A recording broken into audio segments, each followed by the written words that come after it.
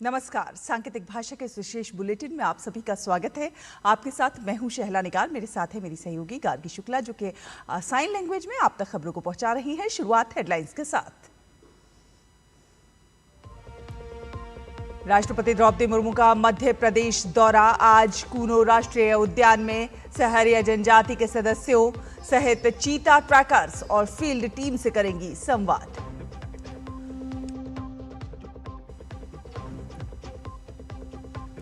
भारत की अध्यक्षता में ब्रिक्स राष्ट्रीय सुरक्षा सलाहकारों की 2 दिवसीय बैठक आज से दिल्ली में। राष्ट्रीय सुरक्षा चुनौतियों के तेजी से बदलते स्वरूप और उभरते सुरक्षा खतरों में नई तकनीकों की भूमिका पर होगी अहम चर्चा।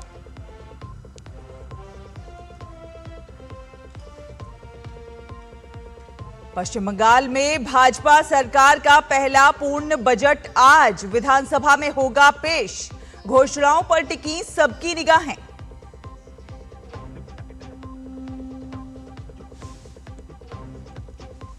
स्विट्जरलैंड में चल रही अमेरिका ईरान शांति वार्ता की शुरुआत रही तनावपूर्ण। इजराइल के लेबनान पर जारी हमलों के चलते ईरान ने बंद किया स्ट्रेट ऑफ हॉर्मुज। ट्रंप ने कहा ईरान बंद करे हिजबुल्लाह का समर्थन।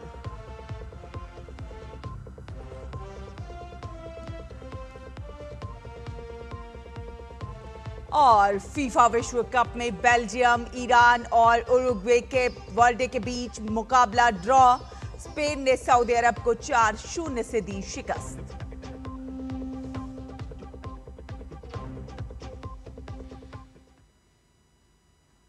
तो आपको बता दें कि राष्ट्रपति द्रौपदी मुर्मू मध्य प्रदेश के दौरे पर हैं। राष्ट्रपति आज कूनो राष्ट्रीय उद्यान में सहरिया जनजाति के सदस्यों, चीता ट्रैकर्स, टूरिस्ट गाइड और कूनो फील्ड टीम के सदस्यों के साथ संवाद करेंगे। इससे पहले कल राष्ट्रपति ने कूनो राष्ट्रीय उद्यान का भ्रमण किया।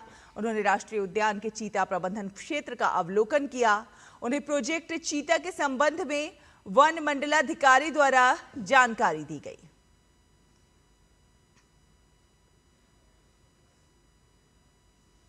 और नई दिल्ली में आज से ब्रिक्स देशों के राष्ट्रीय सुरक्षा सलाहकारों की 2 दिवसीय बैठक शुरू होगी, जिसकी अध्यक्षता राष्ट्रीय सुरक्षा सलाहकार अजीत डोभाल करेंगे।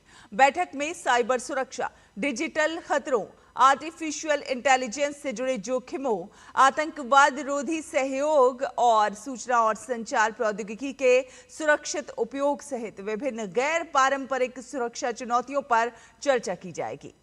इसमें भारत, ब्राजील, चीन, रूस और दक्षिण अफ्रीका समेत ब्रिक्स के 11 सदस्य देशों के सुरक्षा प्रमुख भाग लेंगे। चीन के विदेश मंत्री वांग यी भी इसमें शामिल होंगे। भारत चौथी बार ब्रिक्स की अध्यक्षता कर रहा है और इस वर्ष की थीम लचीलापन, नवाचार, सहयोग और सतत विकास का निर्माण रखी गई है।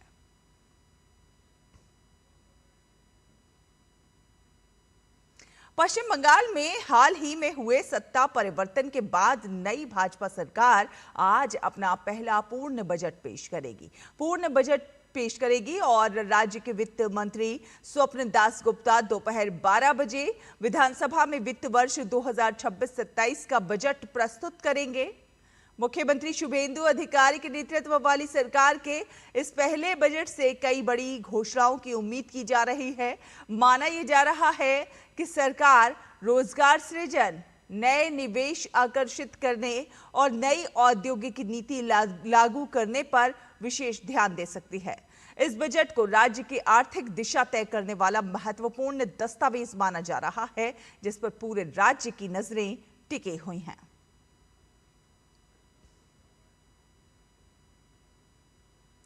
अमेरिकी राष्ट्रपति डोनाल्ड ट्रंप ने ईरान को एक बार फिर कड़ी चेतावनी दी है। ट्रंप ने social media platform truth social पर पोस्ट करते हुए कहा है कि अगर ईरान अपने सहयोगी संगठन हिजबुल्लाह को लेबनान में हिंसा फैलाने से नहीं रोकता है तो अमेरिका फिर से ईरान पर हमला करेगा। ट्रंप ने लिखा कि ईरान को तुरंत अपने प्रॉक्सी को लेबनान में अशांति फैलाने से रोकना चाहिए। उन्होंने चेतावनी दी कि अगर ऐसा नहीं हुआ तो अमेरिका ईरान पर पिछले सप्ताह की तुलना में और भी अधिक कठोर कार्रवाई करेगा। ट्रंप का यह बयान ऐसे समय में आया है जब मध्य पूर्व में तनाव लगातार बढ़ रहा है और ईरान समर्थित समूहों की गतिविधियों को लेकर अमेरिका सतर्क नजर आ रहा है। इस बीच अमेरिकी उपराष्ट्रपति जेडी वेंस ने स्विट्जरलैंड में ईरानी अधिकारियों के साथ अंतरिम शांति समझौते के तहत पहली प्रत्यक्ष वार्ता की। हालांकि बातचीत पर उस समय साया पड़ गया जब तेहरान ने घोषणा की कि उसने एक बार फिर रणनीतिक रूप से बेहद महत्वपूर्ण स्ट्रेट ऑफ हॉर्मुज को बंद कर दिया है। पर फिलहाल अमेरिका ने हॉर्मुज के बंद होने का खंडन किया है।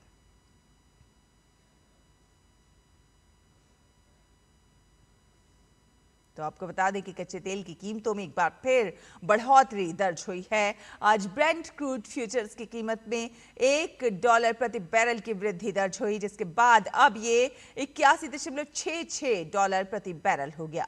ईरान और अमेरिका के बीच हो रही वार्ता की मुश्किल शुरुआत के बाद क्रूड ऑयल की कीमतों में इजाफा हुआ है। बातचीत के बीच अमेरिकी राष्ट्रपति डोनाल्ड ट्रंप ने ईरान को चेतावनी दी है कि अगर ईरान अपने सहयोगी संगठन हिजबुल्लाह को लेबनान में हिंसा फैलाने से नहीं रोकता है तो अमेरिका फिर से ईरान पर हमला करेगा।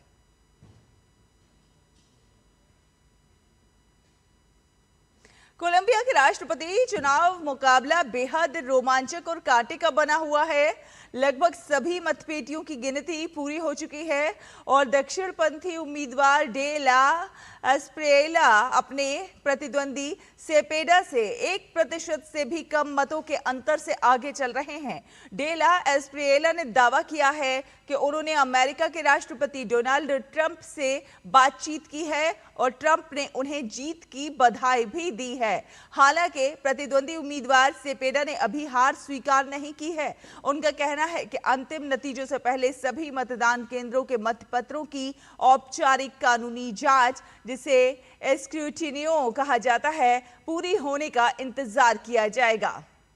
सेपेडा ने लोकतांत्रिक प्रक्रिया की रक्षा की बात कही है और दावा किया है कि उनका कैंपेन लगभग 33,000 मतपेटियों के नतीजों को चुनौती दे रहा है।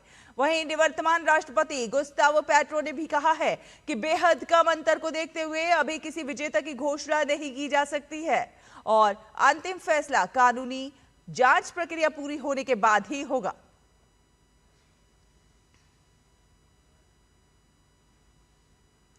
बात करें खेलों की तो फीफा विश्व कप 2026 के ग्रुप जी में बेल्जियम और ईरान के बीच खेला गया मुकाबला गोल रहित बराबरी पर समाप्त हुआ। दोनों टीमों ने जीत हासिल करने के लिए लगातार प्रयास किए, लेकिन किसी भी टीम के खिलाड़ी गोल करने में सफल नहीं हो सके। बेल्जियम ने गेंद पर अधिक नियंत्रण रखा, जबकि ईरान ने मजबूत रक्षात्मक खेल दिखाते हुए विपक्षी हमलों को नाकाम किया और इस ड्रॉ के साथ दोनों टीमों ने एक अंक हासिल किया। इस ड्रॉ के बाद ग्रुप जी में नॉकआउट दौर की दौड़ और भी ज्यादा दिलचस्प हो गई है। फीफा विश्व कप के ग्रुप एच में उरुग्वे और केप वर्डे के बीच मुकाबला 2-2 की रोमांचक बराबरी पर समाप्त हुआ।